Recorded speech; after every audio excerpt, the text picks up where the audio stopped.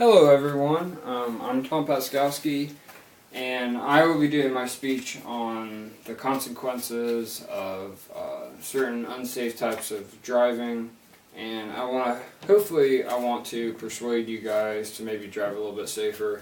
I'm an EMT and I'm also an STNA, and I've had to work long shifts. I've had experiences with some of this stuff. I've been a victim of certain car accidents, and I've also seen some accidents that could have been prevented if people chose, hey, I shouldn't be doing this, or I should go a little bit slower doing this. Speeding, for example. Speeding is still the #1 cause of car accidents. One out of every three fatal crashes is because of speeding, according to the NSC.org. Speeding costs about $40 billion as far as for the United States each year. That's an insane amount of money if you think about it. No one in their right mind needs to drive 100 miles an hour to get to Walmart. Usually speeding is put with the younger groups, which is true, the younger age groups, but a lot of people speed. I actually, when I first got my license, I got a warning for speeding at like 1 o'clock at night. I was catfishing, and he clocked me 63 in a 45, where the 45 changes over to a 55. And he clocked me in that, and I could have gotten $170 ticket, but I got a warning for it since this is my first time. I shouldn't have been speeding, and I could have killed myself, and I could have killed somebody else. There's so many consequences that we don't even think about. We're thinking, I just want to get home. I just want to, I'm going 55 or 60, and it feels incredibly slow. You just gotta set your cruise control. If you have cruise control, set your cruise control. If you know that you run late places and then you end up speeding, set your timer to go somewhere a little bit earlier. If you're supposed to be there at 9:30 a.m., say that you're going to be there at 9:15. So there's no problems if you're a little bit late, because you're still going to show up around 9:30. These are the consequences of speeding. Besides the obvious, you can get tickets. You can get put in jail depending on what happens. This guy was in Pakistan. He was actually, it was distracted driving and it was speeding. He was going 105, and he was sending a picture of how fast he was going to one of his friends, I believe. He ended up going off the road and smashing into a pole, and he died. So, at one time this was a car. Now it's about half of a car, and in EMS, it's usually like a 12-inch intrusion on the car. There might be some serious complications with the patient, is what we say. And this is definitely a lot more than 12 inches, all because this guy wanted to show that he was going 105 in what looks like a Civic or a Prius. So that's a consequence. He died, and a bigger consequence would be he didn't die, and he killed somebody else. Is you getting somewhere 10 minutes faster worth killing a family of 4? Is it worth killing a kid walking his dog on the road? It's not. All you gotta do is drive a little bit safer, and we'd have a lot less accidents. This is another example of speeding while driving. This guy was going 125. He died, and it's sad because, what's the reasoning for someone going 125? Was he going to the hospital? There's no reason for him to drive that fast. He's putting other people's lives at risk while putting his own at risk. And the next thing is distracted driving, which there's a picture of it down here. This person was texting and driving, ended up getting in a wreck, and you can see the car is actually in half, kind of, and I guess they wrapped around a pole, that person died. I've been a victim of distracted driving, and I've seen consequences of distracted driving. I had clinicals at Grant Hospital, and this is one of the things I remember from Grant that stuck with me. There was a girl my age that came in. She was crying. She was, why did this happen to me? She was actually texting and driving, and she got in an accident. Well, she got brought in, and then halfway through, we cut her clothes off. We did assessments on her and whatnot. Halfway through, she had pain in her left shoulder, I believe, and she ended up having KEHRS sign, which is KEHRS sign, which is a key indicator of having a spleen laceration. She ended up having a spleen laceration. She had to get surgery for it, but that's a very minor consequence of what can happen. She could have killed somebody. She could have killed herself. She could have, completely totaled her car. I'm sure she got a fine out of this. There's all kinds of problems that can happen. Here's a statistic for you. It's from the distraction.gov. 660,000 drivers at any given moment are using electronic devices while driving. That is an astounding number if you think about it. Considering, how many crashes there are, that's just like, there's no reason why somebody should be texting and driving. There's no text that I have ever had that was that important, that I needed, if I was driving, that I needed to send. Sending a text is basically like, it takes about 4.6 seconds to send a text. That is equivalent to driving a football field. So if you're not looking at the road and you're sending a text, it would take you about 4.6 seconds on average to send that text. You can drive a football field in that amount of time. What do you think can happen driving a football field without looking at the road? I can't drive. If you gave me a straight road to go on and I had to not look at the road for 4.6 seconds, there could be deer that pop out. I could kill myself. There could be a kid walking his dog that I didn't see. I could kill him. There might be a family coming up. Maybe they're like a little bit across the line, and you're a little bit across the line, and you don't notice them, and you smash into them. I've actually had an experience with distracted driving.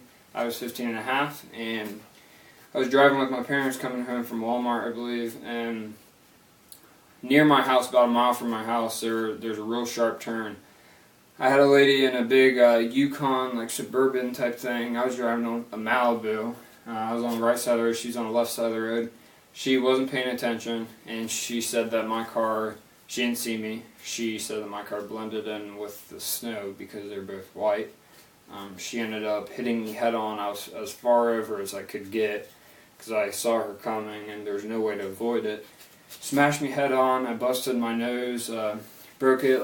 They said multiple fractures. I'm not sure exactly how many fractures I had, but I got an ambulance ride for that, and I've had 2 surgeries for that.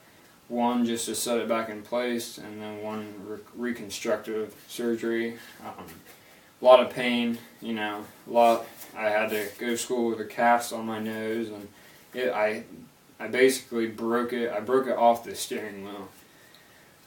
It was painful, and it was all because she just wasn't paying attention much. She wasn't paying enough attention as she should have been. She had kids in the back seat too, and her kid, I remember the little boy, everyone was okay except me, but the little boy had a big goose egg on his head. He hit his head off the window, and she could have avoided all of that if she just was slowed down. And it's like, hey, maybe I shouldn't cut this corner. Maybe I should actually stay in my lines. We've all done things we've all had times where we had stupid driving. I have done that at times, but it would have been my fault, and I shouldn't have done that. The next thing I want to talk about is drinking and driving. Oh, let me get this to stand up. Drinking and driving is a huge problem. I have seen kids I know get DUIs. I've seen some consequences of drunk driving. and it's just like, it's sad because this guy right here, it was a group of 4 people. The two kids, there's 2 guys who picked up 2 girls at a party because the girls have been drinking. Well, the guys have been drinking too. The one guy was driving. They ended up, they're going like, I think it was 105 on the highway. They ended up running into the back of a semi because they didn't see it, and 3 of them died. So, I mean, how would you like to be the survivor of that accident? How would you like to be the person who caused this accident? They didn't hurt anyone else, but that's a consequence of drunk driving. We all know the problems with drinking and driving. There's no reason why you should be drinking and driving. It's something that can be prevented.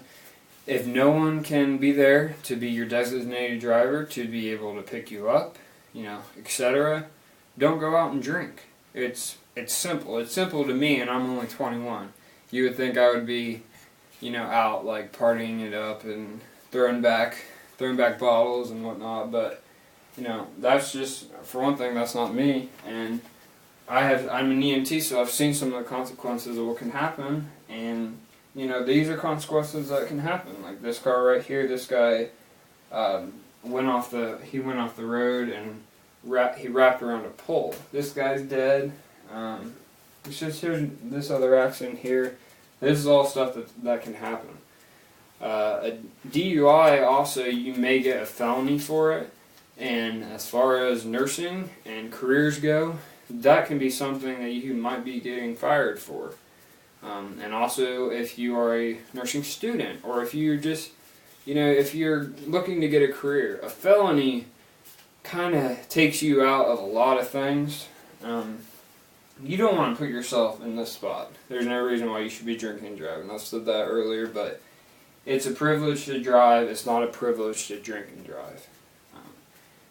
Consequences, and a DUI is expensive. You might have jail time for it. You might have to go to court, pay some fines.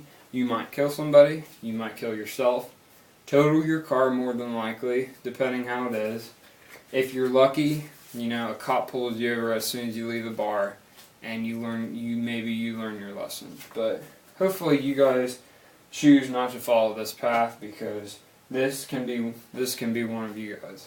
So the next thing is elderly driving, which I have 2 pictures right here that are elderly driving.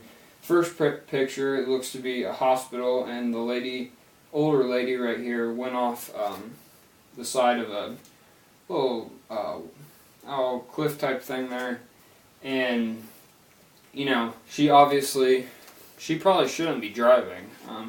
It's pretty stereotypical because she's an old lady and her car's over the side there, but normal drivers would not do this. I can say I've never done this before. You got to notice, as far as the big thing with this is, if you or your parents or your friends, if any of them are getting to the age where they're starting to have memory loss, eye problems, serious health problems, if their medications don't allow them to drive, and our reaction times, our cognitive development, all that stuff gets a little bit worse as we gradually get older. If they're getting to that time, you need to just point out to them, hey, maybe you shouldn't be driving.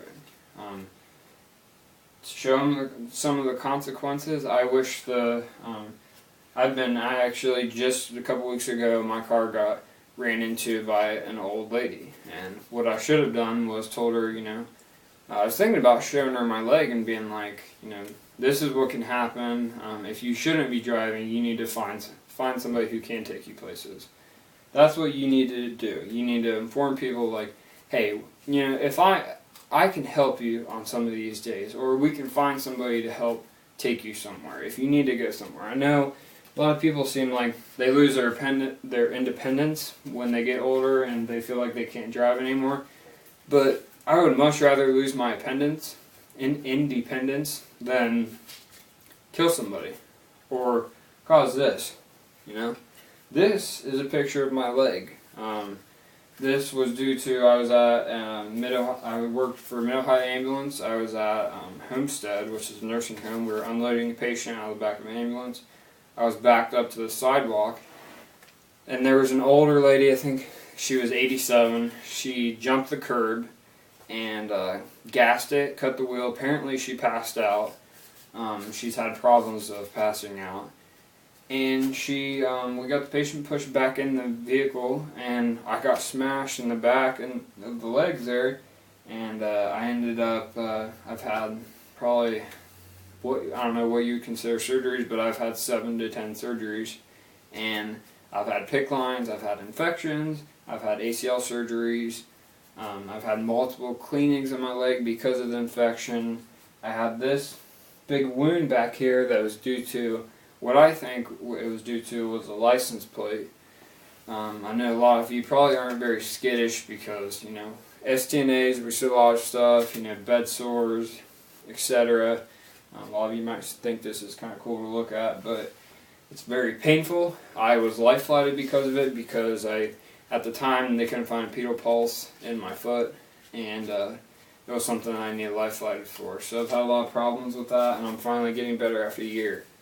So that is a consequence of elderly driving, and you just got to make sure that if you see some of these circumstances where somebody might be, maybe they shouldn't be driving anymore, let them know. Be like, hey, I noticed you have some dents on your car. Do you really think you should be driving anymore? Are you having any problems?